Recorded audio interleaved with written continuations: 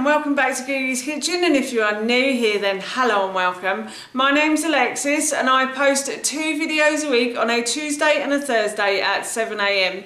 So if you love a recipe video like this one and you want to see more, then please don't forget to hit that subscribe button. And now I'm going to share with you my 3 vegan curries. As I just mentioned, today I want to share with you my 3 favourite vegan curries. Homemade curry can be very healthy, and experts have now confirmed that curry can actually help you to lose weight.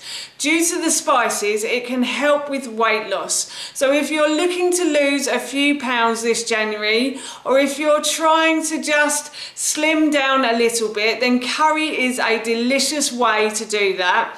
Curries are really easy to prepare and cook, and they are also very cheap as well. Depending on the ingredients you use, they can be very inexpensive.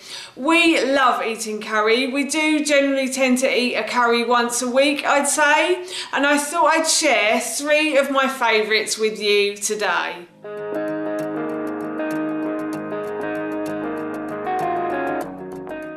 Start the process, I'm going to put a large pan onto a high heat, and I'm going to add a little bit of oil to the base of that pan, and I'm going to leave the pan to heat up. The onion has started to soften, so what I'm going to do is I'm going to add in my garlic now. So I have peeled and sliced 2 whole cloves of garlic, so I'm going to pop those into the frying pan, into the saucepan, sorry, as well. And I'm going to fry those until they start to go a lovely golden brown colour. And the garlic won't take as long as the onions did to fry. I'm just going to turn the heat down slightly as well because it's getting a bit too hot. The garlic will probably take about a minute or so before it starts to go golden brown. The onions normally take about 3 to 5 minutes, I'd say, before they start to soften. So the garlic has started to go a lovely golden brown colour now. If I can just pick up a piece, there you go. It's just on the end of the spoon there. So that's started to go a golden brown colour. So what I'm going to do is I'm going to add in some butternut squash. Now in the original recipe I said to use a yellow pepper. Unfortunately I don't have any yellow pepper, so I've decided to use up this spare bit of butternut squash that I had in the fridge. So I'm going to add that in. As the butternut squash is quite hard, I'm putting it in before I add the aubergine and courgette as well. And I just want to heat the butternut squash through a little bit, just to make it so once it's heated through, it will soften quicker once everything else is added in the pan. So I've added the butternut squash to the pan, and it has started to go slightly softer. So now what I'm going to do is I'm going to add in my courgettes and my aubergine as well. So I've peeled and sliced 1 courgette, and I've peeled and sliced 1 aubergine as well. So I'm just going to add those to the pan, and I'm going to fry these until these start to soften. So this curry is loaded with veg. So if you wanted to use like half a courgette instead of 1 courgette, then you could. Or if you wanted to use only half an aubergine, then you can as well. I know a lot of people who don't like aubergine, but I absolutely love it. I think it gives food a kind of meaty flavour, if that makes sense. So I love it.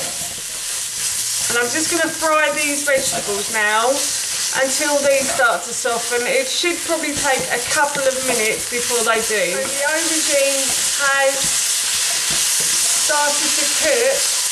So now what I'm going to do is I'm going to add in my spices. So I'm going to add a teaspoon of garam masala or thereabouts, a teaspoon of mild chili powder as well, and I'm going to add in some dried mixed herbs. Now you are meant to add in ground cinnamon, but unfortunately I don't have any ground cinnamon, so I'm going to have to use a cinnamon stick at the end.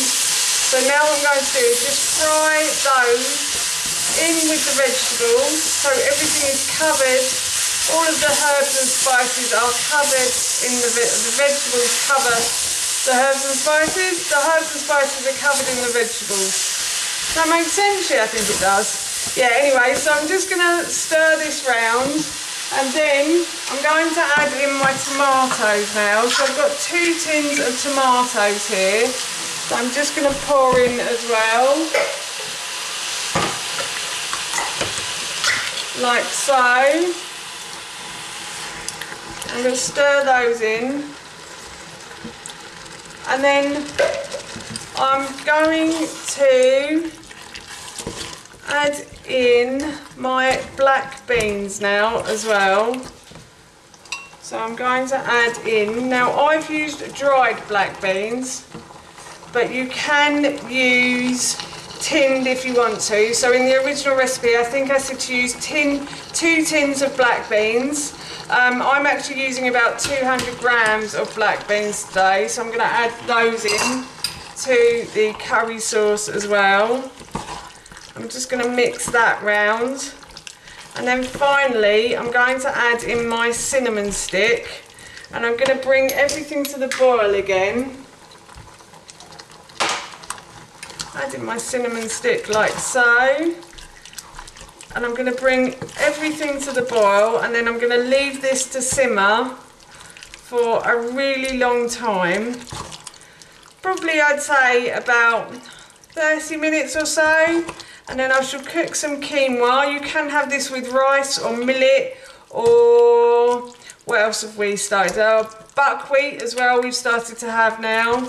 So you can have this with any grain you fancy really. So yeah, I'm just going to bring this to the boil, as I said, and then I'm going to leave it to simmer for about 30 minutes. Or I'm going to add in my salt and pepper as well. So I'm going to add in a little bit of pepper and a little bit of salt as well, and that's salt and pepper to your taste. You can add it, you can leave it out if you don't like it in there. So yeah, so I think this has come to the boil now, so I'm going to leave this to simmer, and I shall be back in about 30 minutes. So as you can see, I've left the curry on the hob to simmer away. It smells delicious, I have to say. It smells really nice. And now what I'm going to do, I'm going to still leave it there while I cook some quinoa. The quinoa has cooked, so the last thing for me to do is to add in just a handful or 2 of spinach. And I'm just going to mix that round until it wilts down in the pan.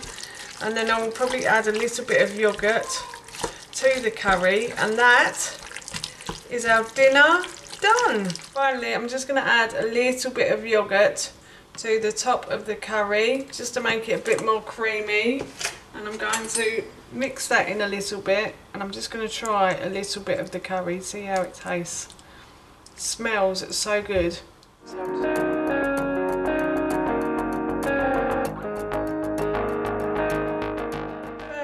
I'm going to preheat my oven to 180 degrees. While the oven was preheating, I peeled, sliced and diced my vegetables. So I have here 1 red onion that I've peeled, sliced and diced. I have probably about 200 grams or a small butternut squash that I've peeled, sliced and diced, but I've also removed the seeds from as well. And then I peeled and sliced and diced a carrot, and I have a courgette here as well that I've done the same to.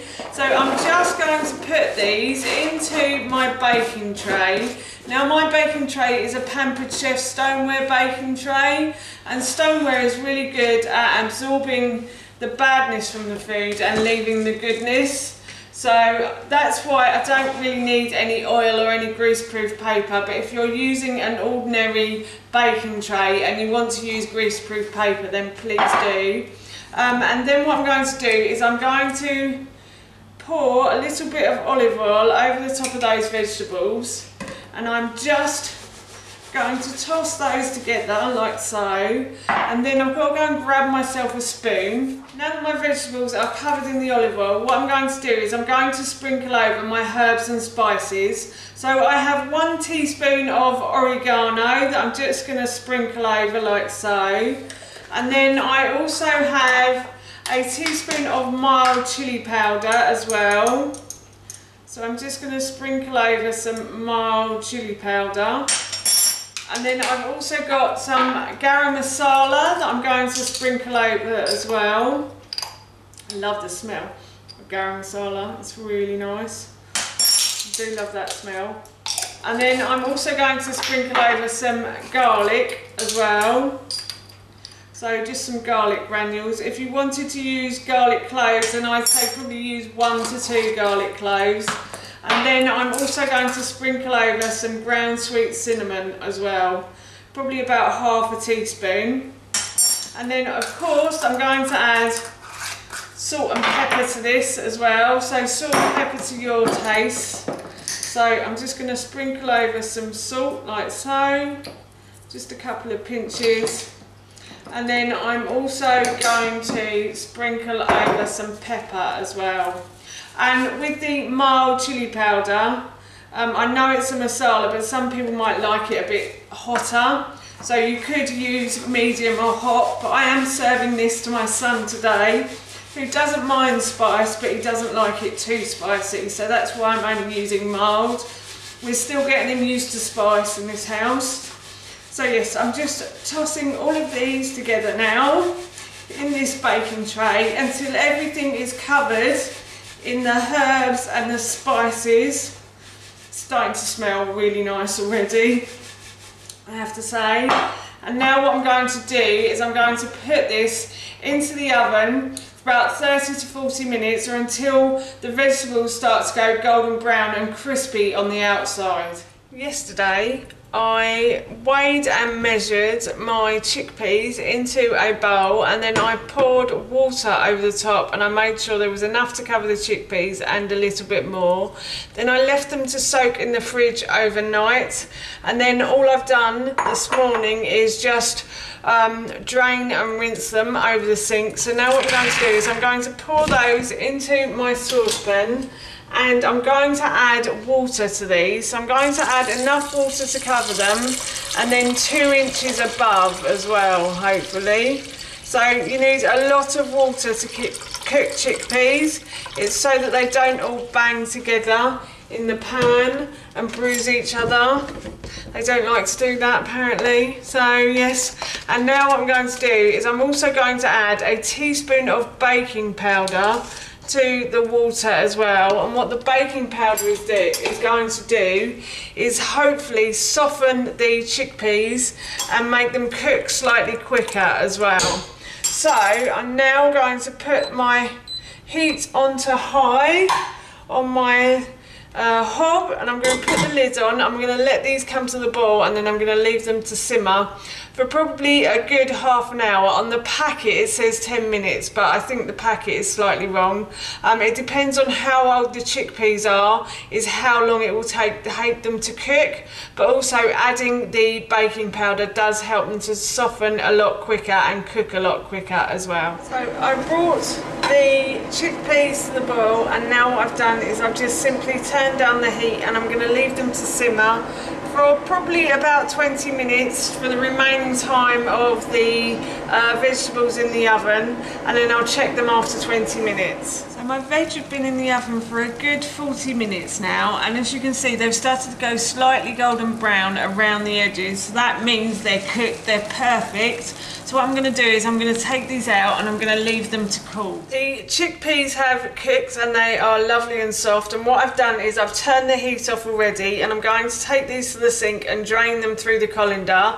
And while the vegetables are cooling, I'm going to leave these to cool as well. The vegetables have now cooled and they are touchable, so what I'm going to do is I'm just going to put them into my blender, and I'm going to make a sauce out of these vegetables. So I'm going to blend these until they're smooth, and this sauce also could be made in advance of a meal as well. So if you wanted to make this at the weekend and then eat it during the week, then you can always put it in the deep freeze. All of the ingredients are freezable in this dish as well. So I'm also going to add some almond milk to this. In the original recipe, I think I said to use coconut drink, or maybe coconut water, but I didn't have any of that today, so I'm actually just going to use almond milk. You could use a milk of your choice if you wanted to though, and I'm going to use about 500 mils. As I said, I'm going to make this meal vegan. Also in the original recipe, I think I said to use chicken stock just to top it up, but I don't have any chicken stock either. So if I need anything extra, I'm just going to use some extra almond milk in this. So now I'm just going to blend all of these ingredients together. Ingredients have been blended together until they are smooth. I did need to blend this twice, however, so just to let you know that sometimes my blender does tend to take a little bit more time to blend everything until it's smooth. So now what I'm going to do is I'm going to pour this into a saucepan, and then I have drained and rinsed through once more my cooked chickpeas. And I'm simply just going to add these to the curry sauce, and that is basically the curry done. And it does smell delicious, I have to say, and although it's not warm through, I am going to give the sauce a little try because I just want to check the seasoning. Oh, that's delicious. It's really creamy and smooth, and it's just packed full of flavour as well. So what I'm going to do later on is I'll heat this through, and then I'll cook some quinoa, and we will be having this for our dinner, and I can't wait. Almost dinner time, and I have just finished cooking my quinoa, and all I'm going to do is just add some chopped coriander to the top of the curry. The coriander is optional, you don't have to add it if you don't like it. So yes, that is my butternut squash and chickpea masala curry done, and as I mentioned earlier, we're going to be having this for our dinner this evening, and it smelled and tasted so good.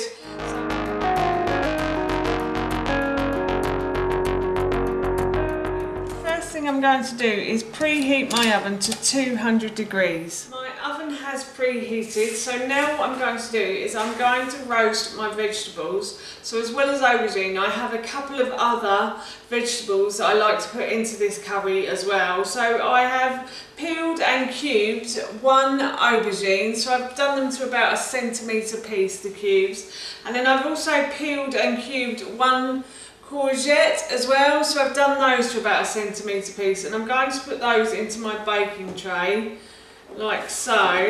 And then I also have some tomato as well here. If I added all of these ingredients to the title, then this would be a really long title, so I don't do it. So that's why I've just said roasted aubergine, but the courgette and the tomatoes help to add extra flavour to this curry as well. So I've got about 500 grams of fresh tomatoes as well. They're on the vine ones. You can use other tomatoes, you don't have to use on the vine, but I do find that they are delicious, especially at this time of year in the summer as well. And now I'm just going to add a pinch of salt to all of that as well, a good pinch of salt. And then what I'm going to do is I'm going to put some olive oil, just drizzle some olive oil over the top of this. And then I'm going to just toss all of the veg in the oil and the salt. So hopefully everything will be covered in the oil and the salt like so. And now I'm going to put this into my oven for about 30 to 40 minutes, or until everything's golden brown and the tomatoes have split. So my vegetables have roasted, and as you can see the tomatoes have split, so I'm going to take these out of the oven and leave them to cool for about 10 minutes now. As you can see, I have removed the vegetables from the oven and I left them to cool for about 10 minutes or so, and now I'm going to blend them with a bit of vegetable stock. So I've got about 300 ml of vegetable stock here, but I'm only going to use about 200 I think, so I'm just going to add a bit more. So I'm going to use about 200, and I've got a bit more just in case I need it. What I'm going to do is I'm just going to put these vegetables into my blender and I'm going to blend them all together. And this is basically the basis of the curry sauce. And the reason I blend it all up is simply because my little family aren't great fans of vegetables. So if I blend it, they don't know what's in it. So I can get away with it. And they eat vegetables, so that's always good. So I'm just going to put that in there, and then I'm going to put the lid on, and as I said, I'm going to blend this until it's smooth now. I'm going to just check. Yep. As I said, I've blended this until it is smooth, and basically I'm just going to use this as a sauce, and I'm going to go and cook the curry now. So I've put some rice on to cook because we're going to have curry and rice tonight. And what I'm going to do now is I'm going to put my pan onto a high heat on my hob, and I'm going to add oil to the base of that pan. So I'm just going to add a teaspoon or two, and I'm going to swirl that around until it's all covered, the base is all covered in the oil. And I'm going to leave this pan to heat up now on the hob. So my pan is nice and hot now, and what I'm going to do is I'm going to add a red onion to this. So I have peeled, sliced and diced one red onion. I've just done it roughly, you don't have to have it small. If you don't like onion, or if you have someone in your family who doesn't like onion, then you could always add it to the sauce, or you can chop it smaller if you want to. I've done it in fairly small chunks, but not too small. And now I'm just going to stir this until the onion starts to soften in the pan. So as you can see, the pan is getting very hot now, so what I'm going to do is I'm just going to turn down the heat slightly, and I'm also going to add a little bit of water to the bottom of the pan to stop those onions from boiling. And now I'm going to add my spices to this. So I'm going to add 1 teaspoon of garam masala. And then I'm going to add 1 teaspoon of ground ginger as well. Oh, that smells good already. And then I'm going to add 1 teaspoon of mild chilli powder. You can add hot or medium as well if you want to. You don't have to have mild. If you like it a bit spicier, then please add hot or medium. And then I'm also going to add a little bit of ground cinnamon as well. And cinnamon will just give it that sweetness and take away the bitterness as well. And then I'm going to add 1 teaspoon of dried oregano as well, or oregano as I know the Americans like to call it. And I'm just going to stir this around now until these start to heat up. And I can smell that already. That smells good, man. And now I'm going to add in my sauce that we made earlier. So I'm just going to add that into the pan. And I'm going to mix all of those ingredients together now, like so. And then all that's left to do for this is to add chickpeas in, and I cooked the chickpeas earlier. So what I did was I got some baking powder and some water, and I soaked these in a big bowl overnight. And then I drained them under the sink, and I rinsed the baking powder and all the excess water off. And then I put them into a large saucepan like this one, and I cooked them with a teaspoon of baking powder again.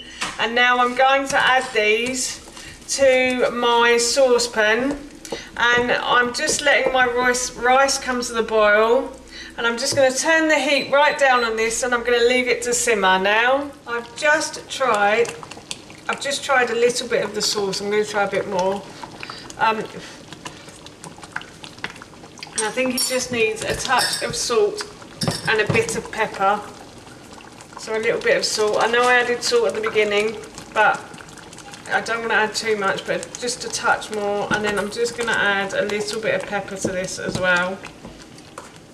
And then I'm just going to mix this round and try it again. And I think this should be dinner done by the time I've done this. Oh yeah, that's good. That's really brought out the flavour of the tomato and the spices as well. And now all I'm going to do is I'm just simply going to add some chopped spinach and some chopped courgette. chopped courgette, chopped spinach and chopped coriander. I've just got like a big handful of that, so I'm just going to put that in, and I'm just waiting for my rice to boil, so I'm just going to let this wilt down in the pan now by stirring it round, and all that's left to do is wait for the rice to boil, and that will be dinner done. That's how you make my 3 favourite vegan curries, and those recipes I will link in the description box below for you. They all look so tasty. I'm going to go and make one now. So for now, that's it from me. Thank you so much for watching. Please feel free to give me a big thumbs up if you enjoyed this video, and please feel free to leave any comments below, and please don't forget to hit that subscribe button. See you all soon. Bye!